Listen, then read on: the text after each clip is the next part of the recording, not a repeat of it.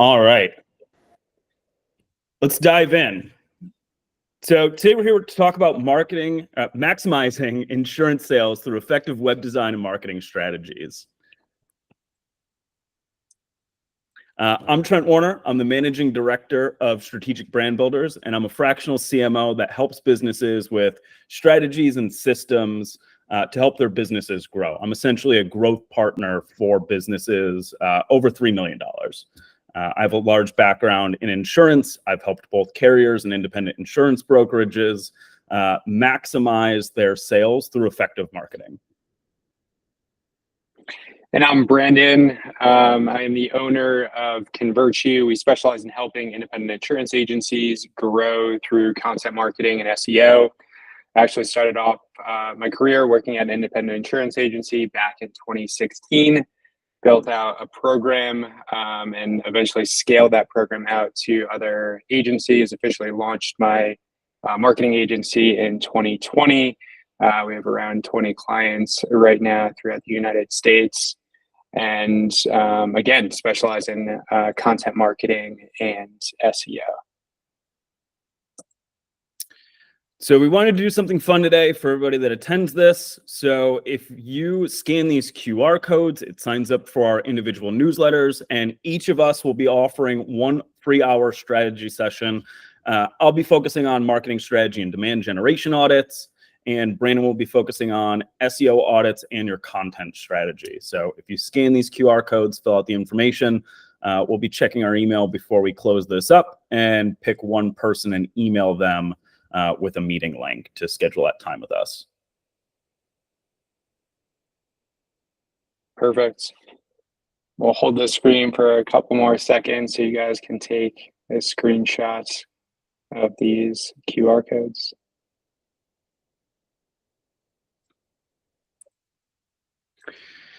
So our goal today is for you to leave here in an hour motivated and focused on your business's growth for the future. I'm a big marketing nerd. I love diving deep into things. And Brandon and I were riffing before this, and we think it's going to be a lot of fun. I don't love the idea of just doing presentations. So we're going to try to get some active participants in this and see if we can turn this into a two-way conversation. So here's a quick agenda for the day. We're going to break down the importance of user-friendly design. We're going to talk about optimizing for conversions. We'll go through leveraging SEO and content marketing. And one of my favorite things, integrating a CRM and marketing automation that doesn't create a duplicity of sales tasks and really focuses on the compound interest that insurance brokerages can make over time by expanding their CRM list, the people in their CRM. Awesome. Well, let's dive right into things, talking through user design. So first off, let's define user design. It's the process of creating products or interfaces that provide meaningful and relevant experiences to users.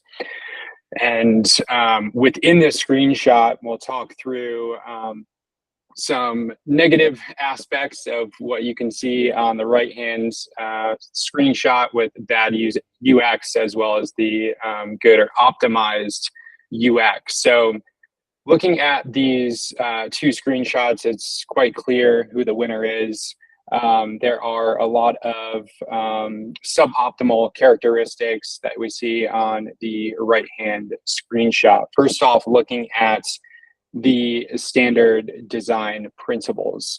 As we can see, it's very cluttered. It looks like it was quite simply developed by maybe just a developer. There wasn't really any sort of design configured within this template. So it's very cluttered, which is a suboptimal experience for the consumer. Also looking at the call to actions. There's various call to actions on this right-hand screenshot. There's a quick practice that we always like to communicate with our leads or anyone that we're talking to regarding user experience or conversion elements is the squint test. So the squint test is quite simply squinting your eyes and looking at the above the fold section of a website. Well, if you look at the Lemonade screenshot and you squint your eyes and look at that above the fold section, it's very clear that the check our prices is the primary call to action. Versus if you look at the speed insurance website, it almost looks like it's the personal insurance section, which I don't even think is a call to action.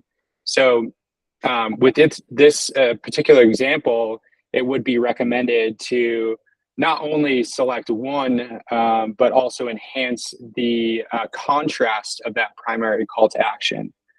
Trent, do you have any suggestions there? Yeah, so when I look at these two different things, I think that we're comparing Starbucks on the left to the New York City bodega on the right. And it's just your initial reaction to buying from these people, right? Like we have a visceral reaction when we see these two pages. The one on the right, you have a perception of value of the product before you even have a conversation with someone. And that's really why staying on top of design practices is so important. Now, Brandon and I both come from design backgrounds. The infrastructure within design is constantly changing.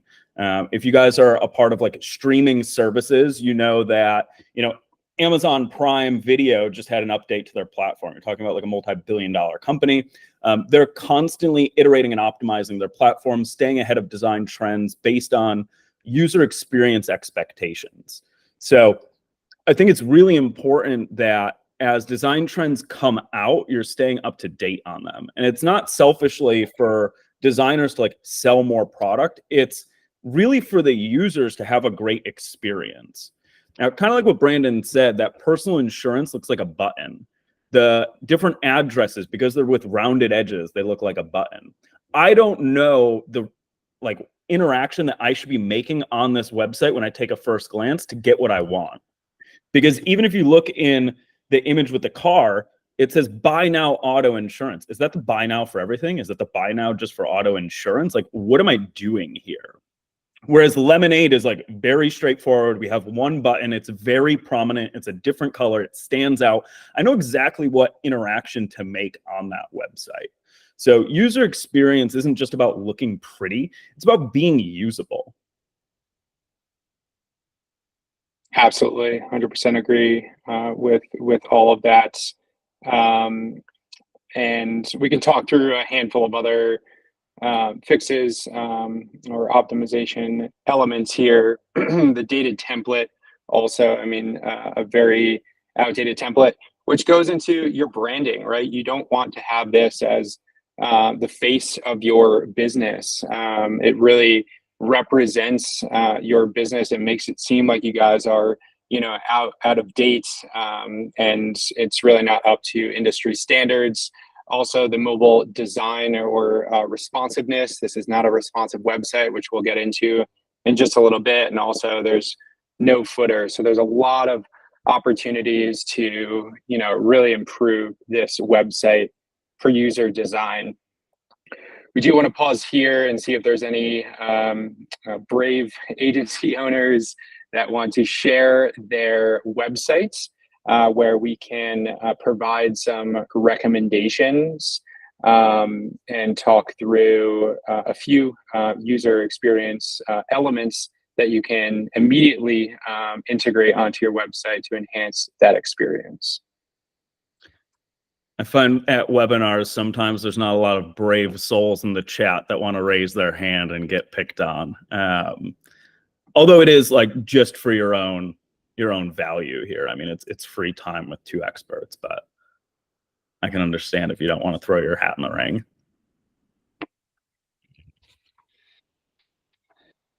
Nothing? Let's just trudge on. Yeah, we can move on to some additional examples here, talking through good user experience. So looking at this website, it is responsive on all devices. And looking at the stat here, as of 2023, over 60% of all website traffic comes from a mobile device. So imagine if you don't have a website that is optimized for that experience. And furthermore, a study by Adobe found that 79% of users will search for another site if the content is not optimized for that device. So it is crucial to have a mobile friendly website. And I think that that kind of goes into, not just like reading this website. If you think about spending your marketing budget and you go, a lot of my users probably aren't reading about insurance on their phone. I challenge that concept where it's like, are you actively posting on social media, like reposting your blog content, right? Like most people on social media are on their mobile device. So if I'm on LinkedIn on my phone and you repost your blog and I go to read your blog and that's not responsive, like that's crazy. So don't just think about it from like an organic perspective, like ranking on Google, having the expectation that people are going from Google directly to your website. If you're doing outside marketing, whether it's social media, pay-per-click, whatever else, like they are actively on mobile. So I recognize that sometimes the bulk of your organic traffic might not be on mobile in some instances in the insurance industry. However, if you are actively marketing in other areas, those areas are predominantly mobile focused. Absolutely agree with that. Diving into another feature is a sticky menu. A sticky menu will stick with the consumer as they scroll through the website, whether that be on desktop, tablet, or mobile. And it's found that sticky menus increase navigation speed by 22%. You can imagine if I'm on this page, especially on mobile, it's probably going to take me 22 scrolls to get all the way down to the bottom. Well, what if I read through a customer testimonial and I'm actually compelled enough to work with this business, but they don't have that sticky menu? Well, I'm going to scroll all the way up to the top. We can consider that conversion friction. So you want to limit that experience so it's quicker for them to, one, navigate through the site, but also ultimately convert on the site as well. Yeah, I love that. And you can see here, I know that the video is scrolling fast, but that top bar where you see the logo all the way to that golden call to action on the right-hand side, that's really what we're talking about with the sticky menu. I think that these are almost imperative on every website. You don't want users to get fatigued navigating through your website. You want to make it simple and easy to use. And this is one of the easiest things that you can do. And it's not going to cost you an arm and a leg to create a sticky menu. This is just like basic dev work. Right. This would be a simple request for your web developer or your agency to implement this element on your website. And then diving into accessibility. We can go pretty deep on this for a plethora of different reasons, but the accessibility feature, which quite simply can be a plugin. There are a lot of free tools out there, very inexpensive tools, but essentially what this allows a user to do is if they have a disability, they can interact with this feature, this plugin, and change the font on the website. If they have dyslexia, it could be dyslexia friendly. As you can see, the font has changed on this website. There's a plethora of different features that would accommodate to that person's disability. And again, it's a very easy tool that you can plug in, and it allows that certain demographic to view your website and dive into that content. But there's also an additional element to it in that you actually need this feature to protect your business. And I think Trent can dive into this a little bit further, talking about the potential lawsuits and or fines and penalties you can be exposed to without having an accessibility feature on your website. Yeah, I actually have a call tomorrow with a company that was recently sued for not following ADA accessible website design practices. The plugins are a good first step, but I really think in a lot of instances, you need someone to go through manually and just address things.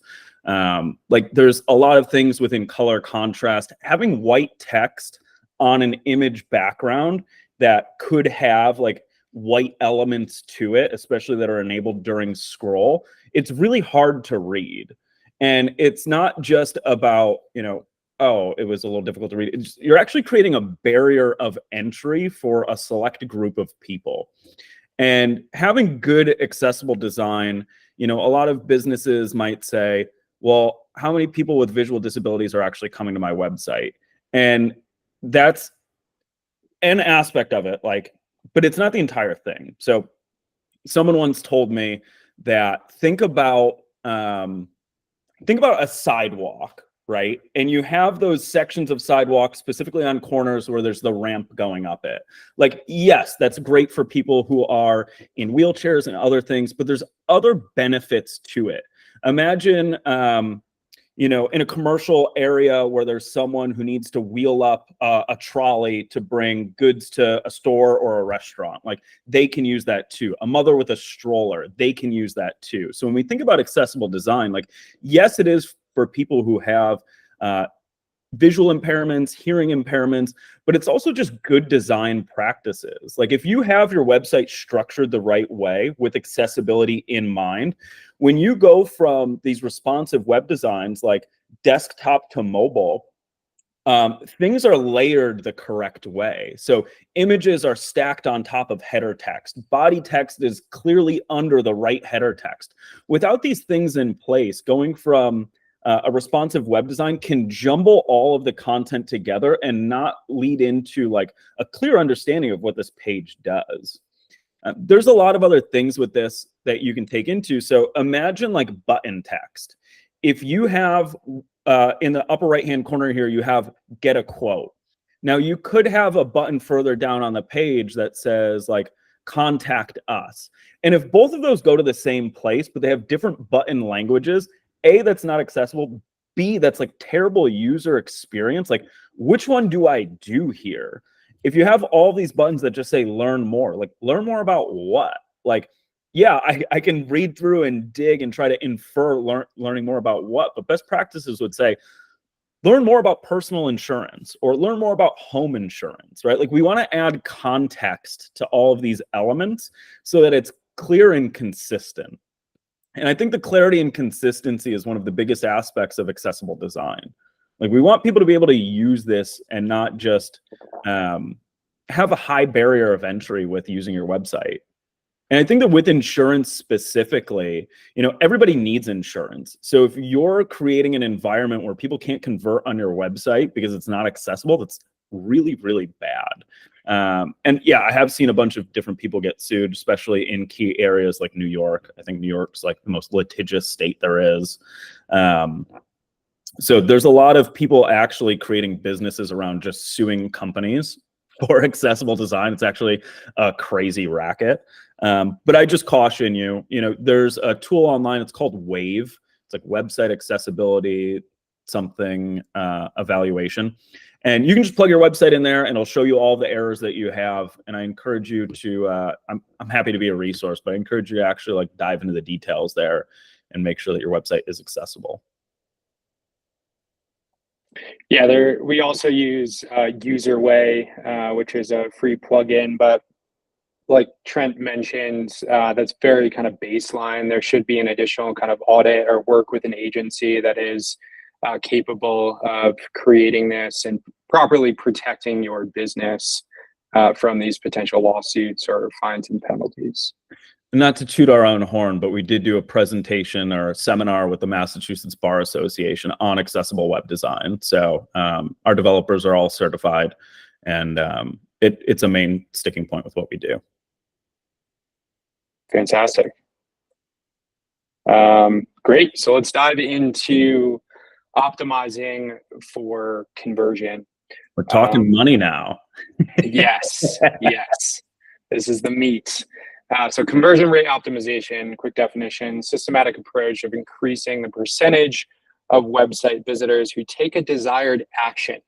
So in the context of insurance, requesting a quote, calling your agency, or possibly contacting a CSR.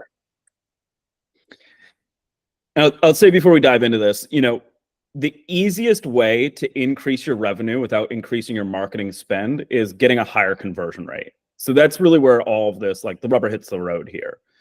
If you were to have the exact same marketing budget and increase your sales, the easiest way to do that is to get more people to convert, increase that conversion rate over time. So that's why this is so important. Absolutely. And that's a great transition into talking about conversion rate optimization and how it can affect, how it will affect your insurance agency. So all of your marketing efforts ultimately boils down to the bottom of the funnel, the conversion element, the call to actions. And what that can do for your agency, first and foremost, is increase sales and revenue. If you're putting together all of these great, let's say, paid search ads or Facebook ads, but someone lands on a page and there's a bunch of call to action, similar to what we saw with that speed insurance websites, you are going to lose out on capturing that lead, and thus you're going to spend more money acquiring that potential customer, which is another point within here. But also improving lead generation, right? It's fine tuning your funnel. Making sure that it's very, very easy, very accessible for that potential lead to enter in their information. And we'll talk through some examples in just a little bit. Reduce customer acquisition costs, as I mentioned before. This is done, and Trent can actually probably speak a little bit more about this with content relevancy. It's super important, and you'll pay less if you are investing in a channel like Google Ads or Google paid search. You need to optimize that lead form. You need to optimize that landing page, and you will actually rank higher and ultimately pay a lot more per lead. Is that right, Trent? Yeah. So what I see is that I have one website under my umbrella, and the parent company bought a domain that is the product name. So imagine if someone bought a name, Construction Insurance New York, right? Their cost per acquisition is about what most people in the industry pay cost per click. So just talking like ballpark numbers here, most people would pay $25 per click for that keyword, Construction Insurance New York. Our client gets a lead for about $25 just because all of the content meets the user needs. The URL doubles down on the fact that it's very specific towards a segment of marketing, segment of a business line. Everything is specifically focused on meeting a construction company's needs to understand insurance and how insurance will cover their business. So when I think about, like, when I do a demand generation audit and someone sends me their pay-per-click campaign, they're like, listen, I was getting a lot of leads. I'm not getting a lot of leads anymore. Like, what's going on here? One of the first things I do is I look at their landing page. How easy is it to convert on? Are they following best practices? Is the form at the top of the page? Are there multiple calls to action that say the same thing that lead to that form? These are all of the things that will increase your conversion rate over time. Like, our goal is to have a high conversion rate. I want as many people that get to this page. I want to get as many people to this page as possible. And I want as many people as possible that get to this page to give their information and be ready to get a quote. So we're optimizing all of these things over time. The goal with that is to make every marketing dollar that you invest create ROI. If you're spending $1 and you're getting 90 cents, you're paying to the coffers of Google, right? And I don't want any business to do that. I want you to be making the money, not all these platforms. So, optimizing all these things that you're in control of is really where you want to focus your efforts when it comes to conversion rate optimization. Well said. Great. Well, here's another opportunity for someone to step forward and share their website. Within that, we can provide some conversion rate optimization elements or recommendations. So strongly encourage one of you to step up and share your website. Let's check the chat. Tough today. No takers. Darn. All right. We'll keep it moving.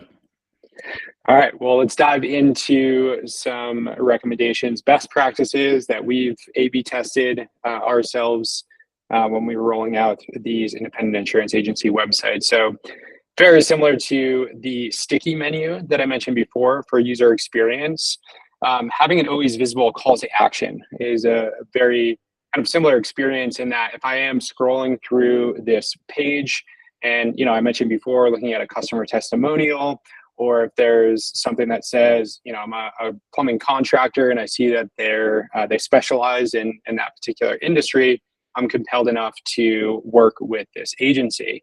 Well, I want to make sure that there is a very prominent call to action where they can just scroll right up and click get a quote. Same goes for mobile. This is crucial because it takes, as I mentioned before, a lot more scrolls on mobile to get through a really long page. You should have that phone number and or a phone icon that they can click directly and call your agency.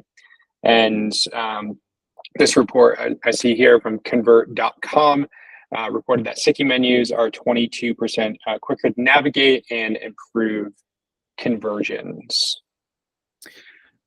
And I want to stick on this for just one more second. So when I think about conversions, what we were just talking about is like getting leads, right? Like getting someone, lowest barrier of entry to get someone to navigate from the website to a page where they can provide their contact information and we can follow up. Some of the trends that I'm seeing in the space are around turning, in B2B specifically, are around turning your agents into influencers. So an emerging thing that I'm seeing more of, and I'm trying to get more of my clients to do, and I know it's a little bit difficult because it's getting your picture taken, but imagine this scenario, right? On your website, you show the people that work there. Like that's really the edge that independent insurance brokerages have over carriers, like that relationship that you build with people. Now, imagine you navigate to Contractors Insurance webpage and you see a person on there, Stacy, and she's right next to the button around get a quote. And then you go on and you fill out the form and Stacy's again on the thank you page and it says in a quick blurb with a headshot, hey, I'm Stacy. I'm in charge of commercial lines, specifically for contractors at this insurance brokerage. Look out for an email from me. You'll get an email from me soon and we'll follow up and we'll schedule time to talk further. And then you get an email from Stacy and Stacy's headshot is again in the email signature of that email that addresses the quote that they reached out about. And then you get them on a phone or a video call and it's Stacy again. Now we're not just talking about conversion optimization at the lead level, we're talking about it at the acquisition level. They've seen Stacy 4 or 5 times before they ever get on the phone with her. Now imagine the trust and confidence that is built in the user's mind in that scenario, right? Like you're using this online thing and you're putting a face to a name and then you're actually seeing that person in action. Like how confident is that buyer at that time, right? Like that's really what we want to do here. It's not just all this like getting leads. It's like building revenue, like increasing your book of business. And I think that that's where we can have a competitive edge against carriers. Absolutely agree with that. That's actually a slide that's coming up talking through that association and creating having those individual producers, because you think about that strategically within your business, where you have specific producers that specialize in personal lines versus commercial, and then within commercial possibly a whole set of policies or coverage as well as industries. So that should be very much represented on your websites. Diving into conversion optimization, looking at lead forms. And again, this is something that we've tested internally. We typically shoot for around 4 to 5 fields with the initial quote form. And within that, you're asking for their name, their email, their phone number, and the insurance needed. And then you can give them the opportunity, or then you can start to work in your rater system or a service like Canopy Connect, where they can actually generate a quote. And that's where you're actually capturing all of that information to generate the quote. But the idea here is to capture the lead information as quickly as possible. A bad experience, and I see this constantly across insurance agency websites, even carriers are notorious for this. Say you're going to a home insurance page and you click get a quote, and it sends you to a form with 50 to 100 fields. Someone is going to be very, very intimidated to fill that out, or they're not going to have the proper information. What if they don't have the square footage of their home at that given time, and they need to fill out all of that information to submit a quote? Well, you're losing out on that opportunity to convert that lead. The idea here, again, is to capture that crucial information where a producer can pick up the phone and call that lead directly, or you can send them an email or integrate that information into your agency management system and then send a follow-up campaign via email. A very impactful quote that I always like to mention is that removing as little as one form field can boost conversions upward to 26%. So again, creating the crucial information, or capturing that crucial information, and then giving them the option, if they do have that information handy, to fill out that lead form with 50 to 100 plus questions. Anything to add there, Trent? Yeah, you're spot on here. I try to, if I ever do a longer form, it's a multi-page form, and that first page triggers the CRM, right? So name, email address, phone number, basic insurance that you need, that triggers the CRM. We can at least capture that basic information that we can then follow up with afterwards. And then, you can do a hidden field on the next couple form pages to get more information, like Brandon said. And you can essentially like impose the email address in the UTM parameters and build up that contact or client record as they go through the rest of the pages. But, we want to see a high conversion rate on that first page. And then if they trail off on the next few pages, it's not a big deal. I don't know if everybody knows the exact square footage of their house unless they recently bought it. And we can just follow up with them. The thing is, like, lower the barrier of entry, get contact information, follow up, use your salespeople when you can, and just really build up your CRM over time. I think that's really important. Great point. Awesome. Well, let's talk through social proof, because I know so many of you guys watching this and agency owners have a Google business profile, and you guys have probably worked very hard to gain 10, 15, some of our clients have 800 plus Google reviews. Well, you should take those reviews and incorporate that on your website. Why? Because it increases conversion. It creates that credibility and trust that there are other people that are working with you and leaving these 5-star reviews. It's leveraging what you guys have already created and already have, and incorporating that onto your website. So every single industry or policy page that we create for our clients, we're integrating those Google reviews, their Facebook reviews on the page itself. And as you can see here, this is on the above the fold section. So the first thing they're seeing here is that, this page is about arborist insurance specifically in their state, and that they have 40 plus 5-star reviews across, and we've consolidated these both across their Google and Facebook profile. You can actually embed the Google reviews as well. So if I were to type into Google, for example, we have a client in South Carolina. If you type in, and feel free to put me in the hot seat here, plumber insurance, South Carolina, they're one of the first results you'll see there. And you'll also see within the listing of Google, they have schema markup. Google is actually pulling the reviews from their Google business profile underneath that listing. So that's actually going to increase the click-through rates, because the other listings on there are not leveraging schema markup. So I strongly encourage you guys to leverage what you already have, what you've already created, and take those reviews and add it on each policy page and each industry page if you're on the commercial lines or commercial insurance agency, because that most certainly increases conversions.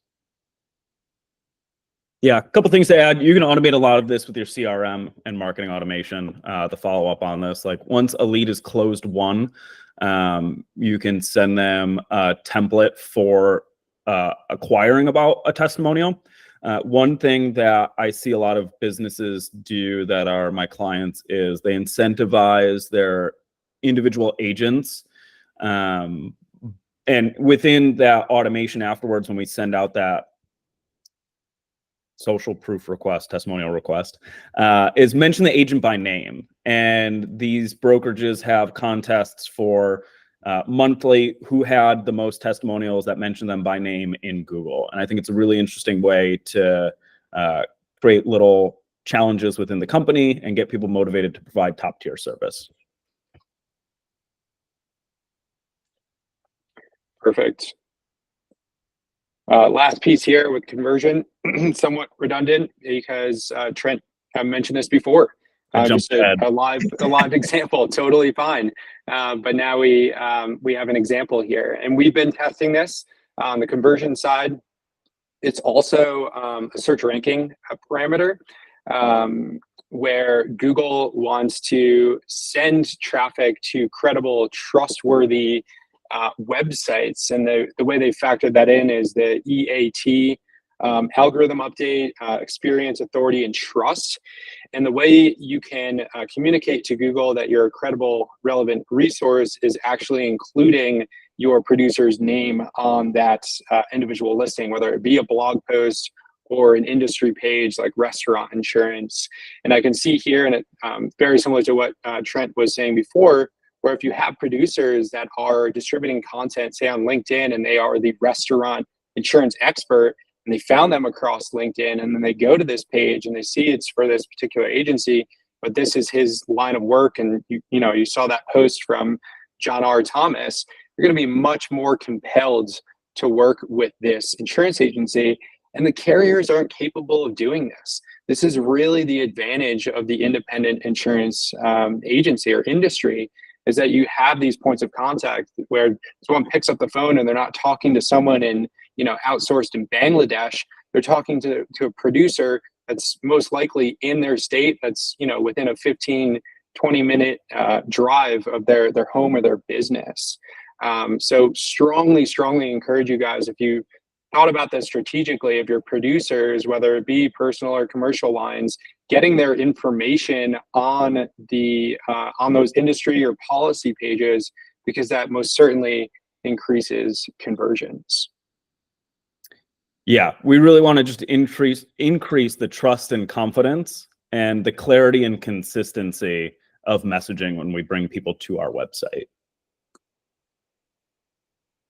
Absolutely. Great. So let's dive into leveraging SEO and content marketing. Very much my expertise. We don't necessarily brand ourselves as an SEO or content marketing agency. We just view that as the most efficient tool for our clients as it stands right now. And I always get questions about, what SEO is, and I think people overcomplicate it. But a very simple definition is just convincing Google that you're the most trusted, relevant, and useful resource on the internet for any particular topic, for this being insurance. So with that, ask yourself, is your website the most trusted, the most relevant, or useful resource on the internet for, say, home insurance or auto insurance or workers' comp insurance or plumber contractor insurance? If not, what do you think it is that would convince Google that you are? What would you need to do to convince Google that you are the expert in home insurance, for example? It ultimately comes down to three pillars. There's three pillars to a successful SEO and content marketing program. First and foremost, and the majority of the insurance agencies that I speak to don't even check this mark, and you need to have these in order. You need to first and foremost have an indexable and optimized website. If you see any content that I publish across my LinkedIn profile, you probably have heard me say duplicate content. It is such a massive issue within this industry, where there's so many of these cookie cutter websites that utilize the same exact content. Well, that actually goes against Google's guidelines. They will not index your that particular page. They technically will index you, but they won't prioritize you as, again, the most trusted, credible, and relevant resource, because all of that content is the same. It's the same as 200, 300 other insurance agencies. Google can't figure out which is the more relevant resource, so it couples it together, and you live on page 500 of Google, which, as you know, the majority of people don't venture past the first page. They typically don't venture past the first few listings. So it's crucial to have an indexable and optimized website. And there's a lot of parameters that go into that. First and foremost is on-page SEO, which essentially means having the proper keywords, having the proper H1 tag on that page, so Google can scrape it. Google's bot can scrape that listing and understand what that page is about. Also, internal linking out to other resources. So if you're creating a really engaging blog post and it's talking about, we actually had this happen, a few of our clients that live on the East Coast, or a few in Florida, South Carolina, we created resources to help people figure out if they're in a high-risk flood zone. Well, they just had a massive tropical storm. So all of those blog posts completely skyrocketed. They were averaging like 2,000 to 3,000 clicks to that page. Well, that's a really, really helpful resource that Google is recognizing that you're providing their platform and their visitors. But it's also an opportunity where you can link out to a flood insurance page, because if someone figures out if they are in a high-risk flood zone and they have that helpful resource, they can click right onto, flood insurance and work with your agency. So it's really, really important to link out to other relevant resources within your website. And this is very kind of technical SEO, and highly encourage you guys to work with an SEO agency, whether it be ourselves or with Trent or any other technical marketing agency that can handle this work for you. You guys really shouldn't be spending any time on the technical side of content marketing and SEO, also reducing the page load time. Any additions or points to add in there? I got a couple quick ones. If you Google your brand name and the word home is in the title of your website, you do not have good SEO, right? If you have a blog about a specific product line and you get to the bottom of that blog and it just goes straight to your footer, you do not have on-page SEO or good internal linking. I think we complicate linking, right? The web part of a website is very literal, right? Like all of these pages should be interconnected to each other. It should be a massive web that brings traffic from one page to another page. And I see a lot of businesses not doing that when they're not working with a substantial marketing agency or strategist. So without getting too into the weeds with it, I'd say like those are my biggest things. Like, is home literally on the page? Google knows that it's your home page. Your users know it's your home page. You're wasting valuable characters that should be more focused on a commercially relevant keyword. And then, are your pages linked together? Are you creating the web of your website? If you have a blog and it's not linking to a product page, you just wasted a user's time, because they're not going to go, I read this blog on flood insurance, I'm going to scroll back up to the menu if you don't have a sticky menu, and I'm going to go dig for flood. Just provide the logical next step for these users. That's a great point. Yeah, and within that, a quick practice actually right now is if you have your website URL and you type in /sitemap.xml, HTML. If a page does not come up, what I've seen, a majority of insurance websites are on WordPress. It should come up as a Yoast plugin or a Yoast sitemap. If you do not have that, if it comes up as a blank or an error page, reach out to your web provider immediately and ask for them to set up a sitemap, because if Google is not capable of scraping through your website, you will not be indexed. You will not rank on Google. So that's crucial. And again, you need to have that. You need to have that indexable, optimized. If you start to promote blog posts or promote your content on social, but it's really difficult for Google to scrape it, well, you're never going to rank, and you're just going to be spinning your wheels. Second piece is content creation. You need to consistently publish content, but first and foremost, you should focus bottom funnel first, meaning that you should have those optimized policy pages, industry pages, or geo pages being like state specific or city specific pages, because that's ultimately what you're going to link out to. From the blog post example that I mentioned before and what Trent was mentioning before, all of those content pieces to generate traffic to your website, you're going to be linking back to a home insurance page, flood insurance, workers' comp, contractor insurance page. And those are the ones that are actually going to be ranking on Google. When someone's actually in the purchasing path and they type in home insurance Denver, or they type in workers' comp insurance for plumber contractor, you want those pages to rank, and all of that additional content is supplement to generate qualified traffic and link back to. But if you don't focus on those first and you're just creating all of these blog posts, it's really a waste of time. And you can really start to capitalize on SEO, meaning that those individual policy and industry pages are going to be what ultimately are going to convert. It's not necessarily the blog posts; those are just lead magnets to get them to those policy and industry pages.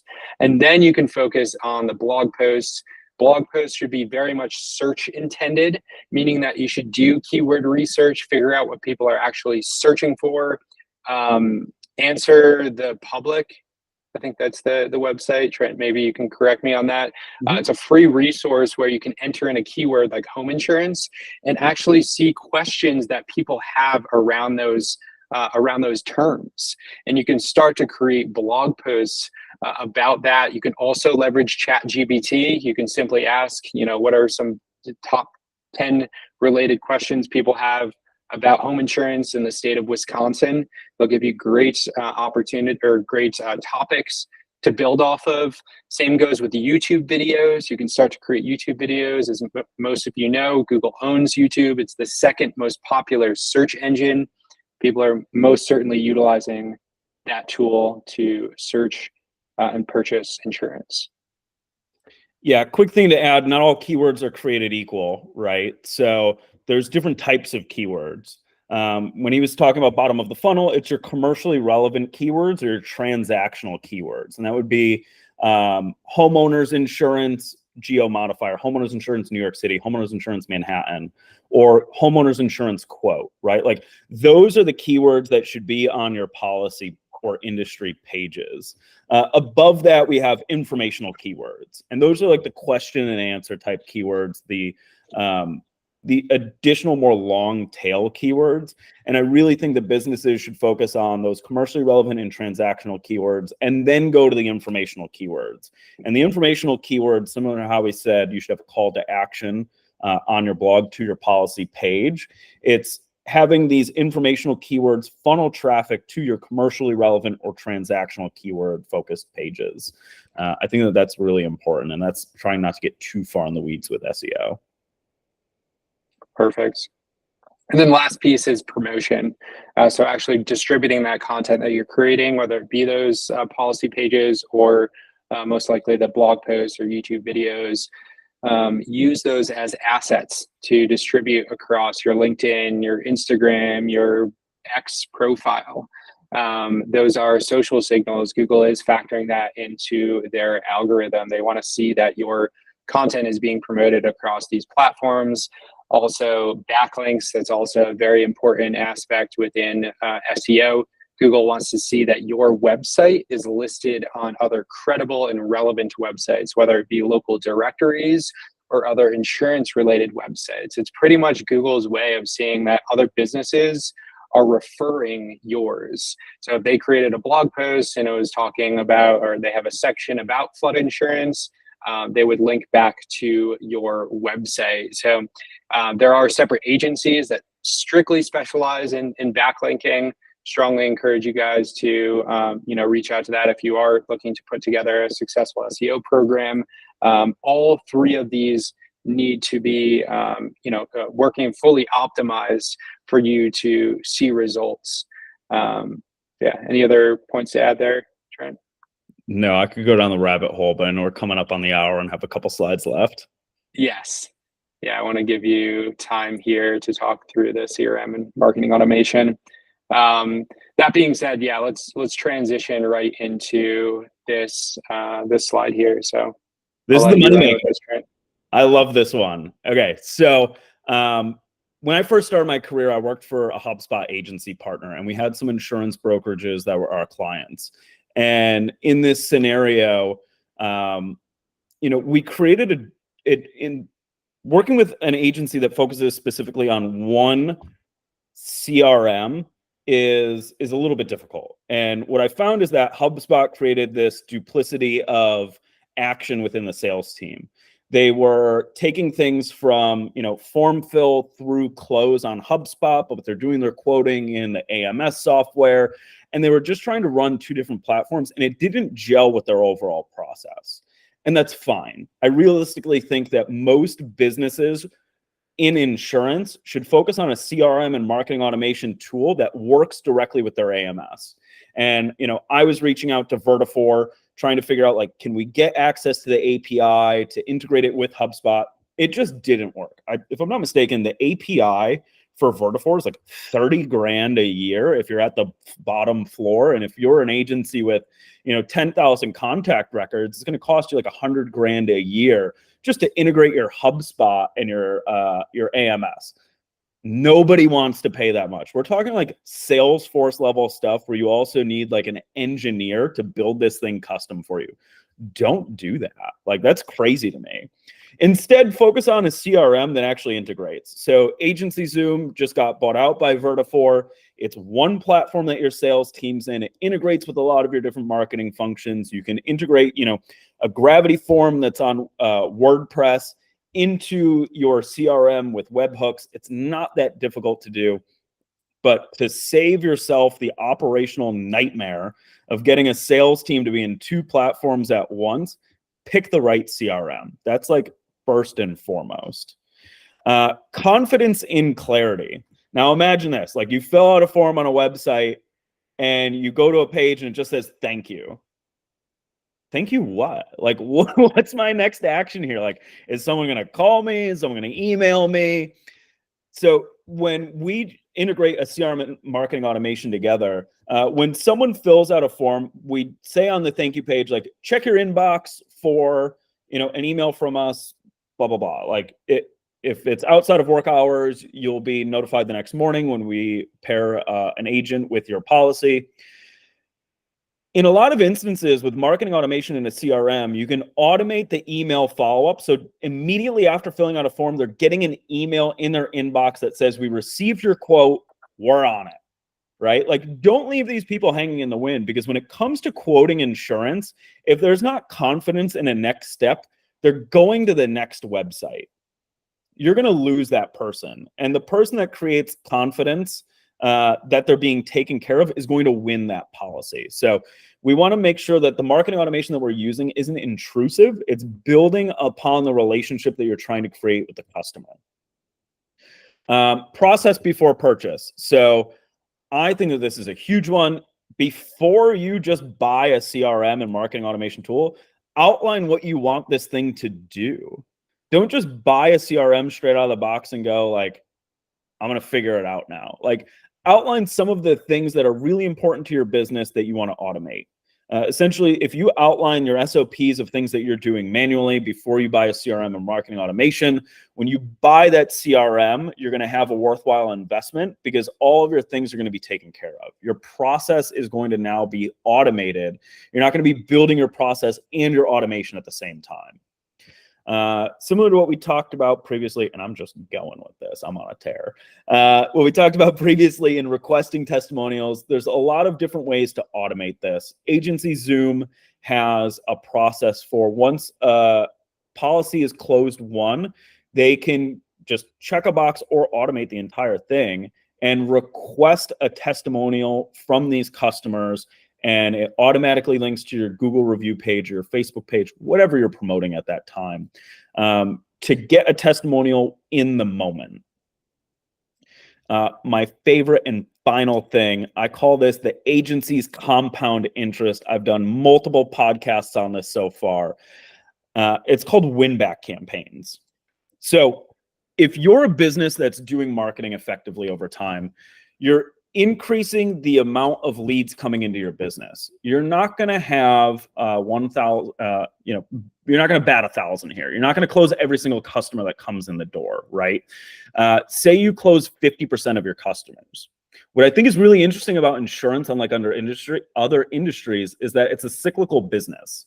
So, if they came in for a quote in August of 2024, their policy is up for renewal probably in 6 months or a year, and you can automate your outreach for these businesses or these individuals or businesses that didn't convert with you and remarket to them in email without spending $1 on marketing. You're hitting them at the right time. And you can have a simple message that says, hey, Brandon, you reached out last year for a business insurance quote. It was around this time. Are you happy with your insurance policy? Are you seeing your rates going up? Would you be open to a policy review before your insurance comes up for renewal again? It's a simple way to increase your conversion rate without increasing your marketing budget. And as your business grows year over year, you're able to market to more people. A lot of times, brokerages don't lose customers because of customer service. They lose it because of carrier rates going up. It's out of your hands. But you can still market to these people over time, and you're just being a valuable resource to them. Don't think selfishly of like, I need to close more policies. Go, I think I can help this person again because rates have changed. Maybe you have a new carrier that you can place coverage with. Maybe a carrier has opened up some different avenues for you to place coverage there. I strongly encourage win-back campaigns, but you can only really do that with a CRM that's built effectively. So understanding the date that these people closed, setting up an 11-month follow-up that's automated on closed lost businesses. I think that's crucial for insurance. It's one of my favorite tactics.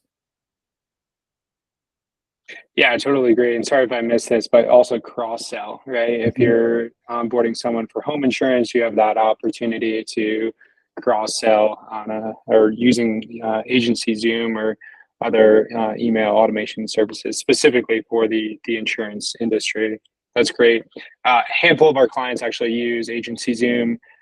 We love it because it's really, really easy for us to track and understand conversions a lot better.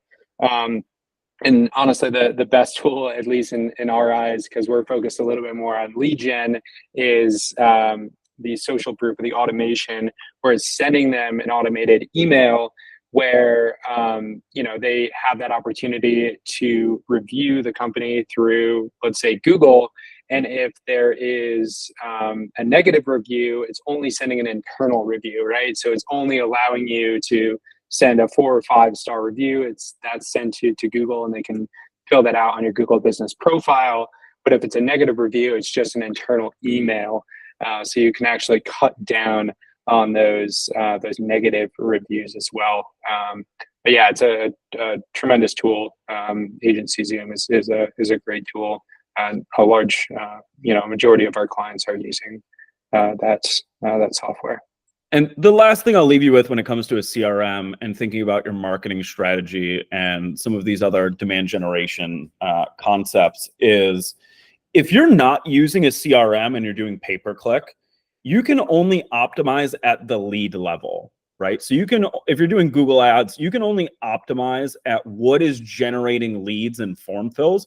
You can't optimize for what is getting closed won policies. But if your CRM can integrate with Google and look at the true conversion rate, you can actually look at what keywords and ad groups are actually closing business as a one policy, not just getting form fills. So if you're spending, 10 grand plus on your Google ads budget per month, you really need to make sure that these things are actually closing business, not just generating leads. We're not just trying to make salespeople busier. We're trying to increase your revenue. And I would want to know, if I'm putting together a Google ads campaign and I break it down by geo, and there's one zip code that's getting a lot of leads, but we're not selling anything there just because we can't place policies in that area. I want to know that so that I can repurpose that budget in a more effective way.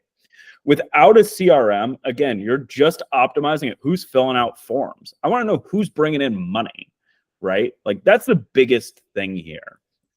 So that's my last little bit on a CRM. Yeah, that's perfect. We can wrap things up here with Q&A. Feel free to drop in any questions in the chat window there. Happy to answer any questions that you guys might have.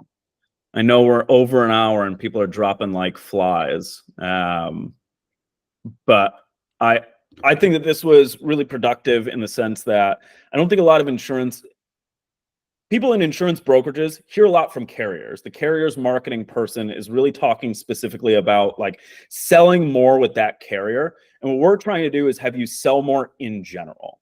Like, the goal here is to increase your book of business, increase your revenue, and have higher profit margins. You're kind of stuck in this place where you can't sell insurance for more money, right?